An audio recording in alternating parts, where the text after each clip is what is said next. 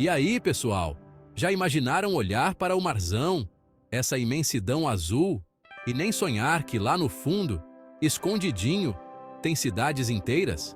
Civilizações que a gente só viu nos livros de história, que simplesmente, puf, desapareceram, engolidas pelo mar.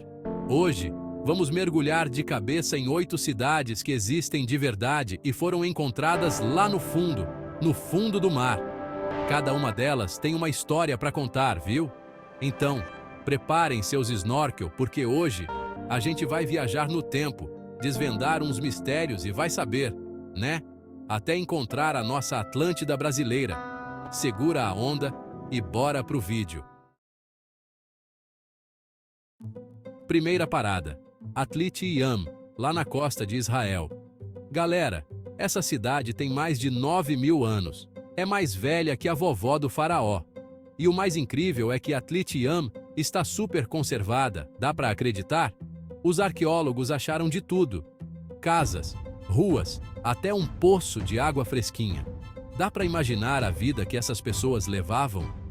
Como eles construíram tudo aquilo? E o que aconteceu para essa cidade inteira parar no fundo do mar?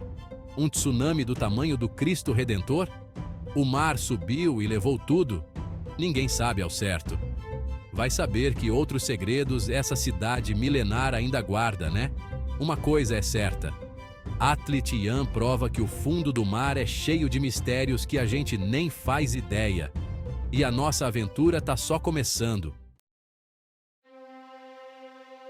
Nossa expedição continua no Egito, com uma cidade que era lenda. Sério, galera, por mais de 1000 anos, o pessoal jurava de pé junto que Heracleion, ou Tonis, como também era chamada, era só história para boi dormir, invenção dos gregos. Mas em pleno ano 2000, tcharam, descobriram a cidade debaixo d'água. E não era um vilarejo qualquer, não, viu? Heracleion era tipo a São Paulo da época. Um porto que fervia, lotado de comerciantes, templos gigantescos que pareciam arranha-céus dedicados aos deuses egípcios, estátuas maiores que o Cristo Redentor. Os cientistas acham que um terremoto daqueles de acabar com o mundo, seguido de um tsunami de lavar a alma, pode ter sido o fim da linha para Heracleion. Hoje as ruínas da cidade são como uma cápsula do tempo, guardando a glória do Egito Antigo. Mergulhar ali é como voltar no tempo e dar um rolê pelas ruas dessa cidade lendária. Quem diria que essa cidade ficou escondida por tanto tempo, hein? Mas essa expedição ainda tem muita água para rolar. Preparem seus cilindros de oxigênio, porque agora a gente vai para a Grécia, conhecer uma cidade velhíssima. Pavlopetri tem mais de 5.000 anos nas costas. É a cidade submersa mais antiga do mundo. Eles tinham ruas, casas, sistema de esgoto, cemitério. A galera que entende do assunto acha que uma sequência de terremotos, junto com a erosão da costa, foi engolindo a cidade aos pouquinhos, até ela sumir de vez. Mesmo depois de 5.000 anos debaixo d'água, as ruínas de Pavlopetri ainda estão lá, firmes e fortes. É como se a cidade tivesse parada no tempo, esperando alguém encontrar. E essa descoberta é muito importante para a gente entender como era a vida na Grécia Antiga. Capítulo 4. Duarca, a Atlântida do Oriente. E a nossa expedição parte agora para a Índia, atrás de uma cidade que era lenda, que todo mundo achava que era coisa de pescador. Duarca, a cidade do deus Krishna. Nas histórias da mitologia hindu, Duarca era tipo uma cidade mágica, sabe? Só que o mar resolveu engolir ela todinha. Mas em 1988, os arqueólogos encontraram umas ruínas debaixo d'água na costa de Gujarat, na Índia, e pelo jeito é ali que Duarca existiu de verdade. Paredes enormes, colunas que pareciam prédios, tudo isso debaixo d'água, de arrepiar até os cabelos do pé, né? Achar Duarca é tipo ganhar na loteria da arqueologia, porque prova que já existia gente esperta na Índia muito antes do que se pensava. Os arqueólogos acharam inscrições, esculturas, objetos. Imagina só descobrir os segredos da cidade do deus Krishna. É uma descoberta que pode mudar tudo o que a gente sabe sobre a história da Índia. Dwarka é a prova de que a vida real pode ser mais incrível que novela. Capítulo 5. Baia, o Império Romano no fundo do mar. Chegou a hora de visitarmos a Itália, galera. A gente vai para Baia, uma cidade que era tipo a Búzios do Império Romano. Tô falando de festança, banhos termais, a alta sociedade da Roma antiga, casas gigantescas, todas decoradas com uns mosaicos chiquérrimos, estátuas de mármore, tudo do bom e do melhor. Só que a cidade ficava perto de uns vulcões, e com o tempo, o chão começou a ceder, afundando Baia no mar bem devagarinho. Hoje, as ruínas de Baia são um parque de diversões para os mergulhadores. Imagina só explorar as ruas de uma cidade romana, ver os mosaicos, as estátuas. E o mais massa é que as ruínas de Baia estão super bem conservadas. É como entrar numa máquina do tempo e ir direto para o Império Romano. Próxima parada: China. Vamos conhecer uma cidade que foi afogada na mão grande. Lion City, ou Xicheng, em chinês, era uma cidade super animada, com mais de 1.300 anos de história.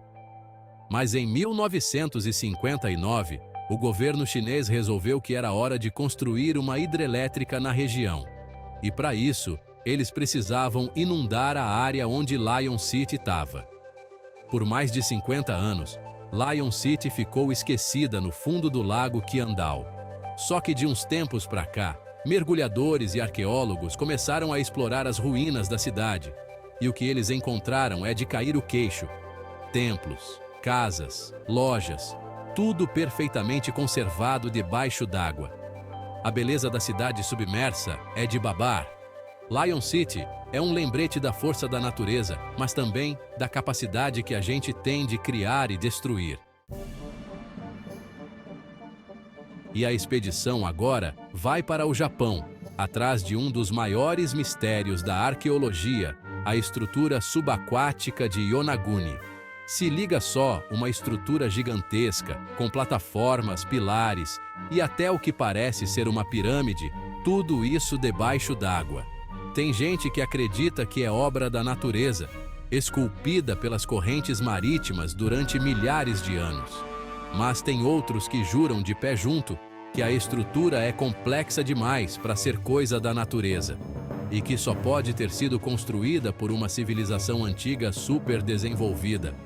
Se Yonaguni for mesmo coisa de gente, isso significa que existiu uma civilização muito avançada na Terra, muito antes do que a gente aprendeu na escola. A real é que ninguém sabe ao certo o que é Yonaguni. Só sei que a estrutura é um mistério que dá o que falar.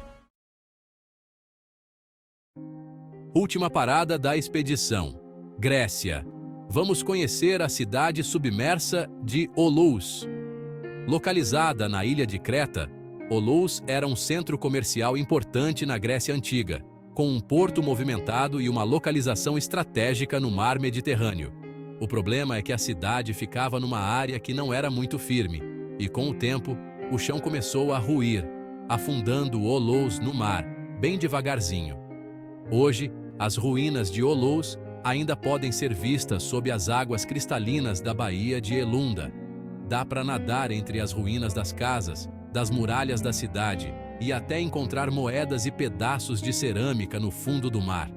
Olous é um lembrete de que a natureza é poderosa e faz o que bem entende, e que até as cidades mais imponentes podem ser engolidas pelo tempo e pelo mar. E aí, pessoal, curtiram a viagem? Exploramos cidades milenares, descobrimos segredos do passado e vimos de perto como a natureza manda e desmanda.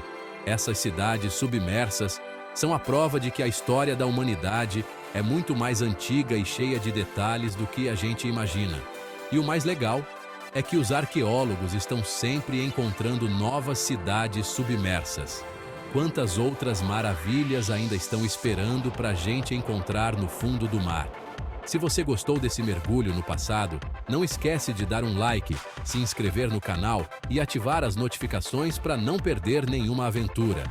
Valeu, galera, e até a próxima!